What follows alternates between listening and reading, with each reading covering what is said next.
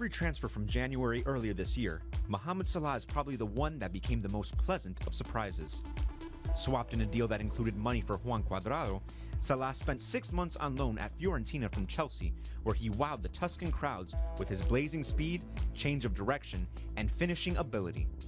9 goals in 26 appearances in all competitions is a good rate for a winger, but it was mostly the type of goals he scored that made the highlight reel. He single-handedly caused nightmares against Juventus and was able to change the course of a game with one unstoppable mazy run. His final touch was often clinical, showing the type of composure in front of goal that's normally reserved for the most elite of strikers. This summer saw his bitter divorce with Fiorentina ending up in another Serie A opportunity, this time with Roma, a side already brimming with talent and involved in this year's Champions League. At only 23 years old, the Egyptian international has his whole career in front of him, and he can now showcase his talent once again in the Champions League with continued playing time in the starting 11. All right, Mohamed Salah, I think he's going to be fantastic with Roma myself. But let's start with you two guys. And Phil, what excites you about this player? His ability and desire to do the unexpected. When you take a look at a lot of North African footballers, there tend to be the creative ones and then the physically talented ones. You don't always see those two mix. He is a mix. I don't think we've seen the best of him. In fact, I think we're really looking and excited about the potential. But I agree with you. In the position that he is right now, and with Gervinho perhaps on the other flank, this could be a Roma side that might even shock a Juve. Matteo.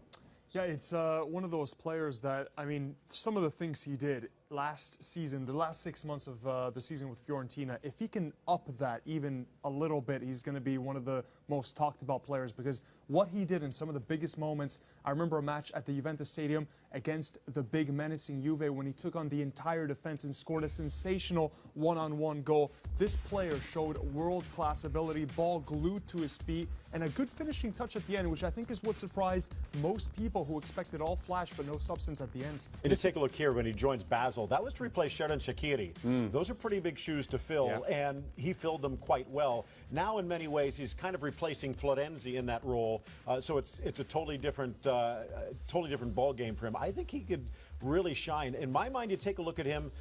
He has the speed, perhaps, of a Bale, maybe a little bit more creative. If things fall in place, you could be looking at another Arjen Robben type. This is the Miller Lite Player Focus. We're looking at Mohamed Salah here on the Extra. What is it about the style of play in Serie A that seems to suit him more than the Premier League? For one, I think that the general slower pace, it was almost like defenses weren't really ready for a player like him, because we don't have, first of all, we don't have too many wingers in Serie A, and certainly not too many wingers with that sort of explosive pace that isn't all too common. So he really sliced and diced defenses. I mean, he'd go around defenders, defensive midfielders, 2-3 players at a time. But once again, it's that final touch, which was brilliant. But the key you're talking about are wingers. And here we see him charging down the middle. And that's the key, really, the 3-5-2. Even if they're playing with 4, they still have that mentality. You have the Lichtsteiners, etc. Cuadrado, when he was over there, they tend to stay out wide. He's almost a little El Shaarawy-like, cut to the inside, take on the defense. And again, I have a feeling that the sky's the limit with him. How much more intense is the spotlight and the pressure going to be for him in Rome versus what it was in Florence? Well, he's going to have the Champions League, which is something that he didn't have when he was at Fiorentina. They're going to play right in the group stage in Roma now. With the money they've spent and wise acquisitions that they've made, are expected to get out of the group stage. So he's going to have to prove himself now on the highest level consistently. But again, you take a look at his time in Chelsea, where he was kind of stewing on the bench and stewing in the reserves. I think that time in Fiorentina was a good little bridge, and now I think he's ready.